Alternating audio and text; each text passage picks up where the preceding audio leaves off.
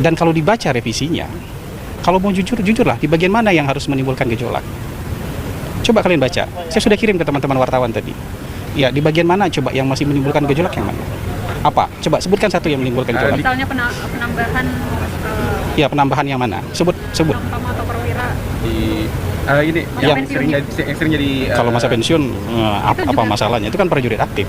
yang saya sampaikan tadi kemarin saya lihat di masyarakat bilang salah satunya soal operasi selain militer Pak. Nah itu kan dari dulu sudah ada operasi militer selain banyak perang. yang beranggapan bahwa itu kemudian dapat berpotensi menjadi pasal karet. Ini gimana? Operasi militer selain perang itu, kalau ada bencana, pemulihan bencana itu operasi militer selain perang. Kalau ada jembatan putus, itu jembatan darurat dibangun oleh militer, itu namanya operasi militer selain perang.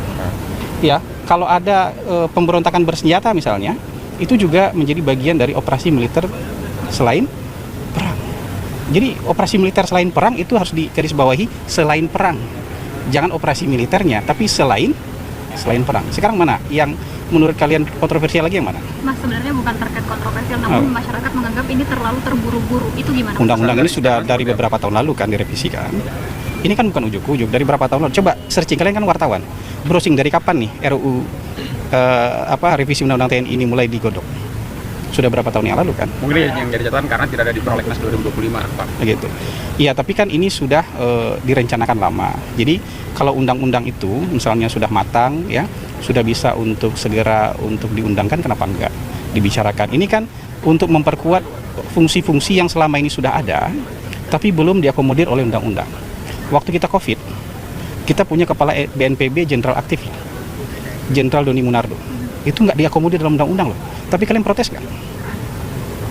Ada jenderal aktif memimpin BNPB, jadi ketua Satgas COVID. Nggak pulang-pulang, dia mungkin setahun dia nggak pulang-pulang itu. Untuk menangani COVID, almarhum Jenderal Doni Munardo. Ada yang protes nggak? Tapi itu belum ditampung dalam undang-undang. Hari ini diformalkan dalam undang-undang bahwa BNPB boleh dijabat oleh TNI aktif. Ada masalah nggak dengan itu? Jadi kira-kira seperti itu. Jadi sekarang itu yang dicari-cari kemarin, yang hantu-hantu, yang pasal-pasal yang dianggap kemarin menakutkan tuh setelah dicari nggak ketemu kan? Kalau nggak ketemu kenapa masih marah?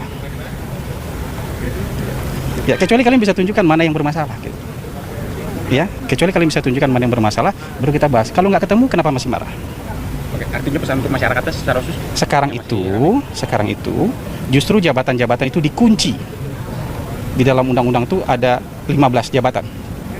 Selain 15 jabatan ini, kalau mau diisi oleh TNI aktif, maka dia harus mundur atau pensiun. Justru pasalnya sangat tegas. Ini jabatan yang boleh buat TNI aktif. Di luar jabatan ini, maka dia harus pensiun atau mundur. Ini pasal yang sangat clear, sangat terang benderang, dan ketakutan-ketakutan yang selama ini digembar-gemborkan di media sosial nggak ada. Kalian sebagai wartawan juga nggak bisa sebutkan kan? Pasal mana yang hari ini harus menimbulkan ketakutan yang mana?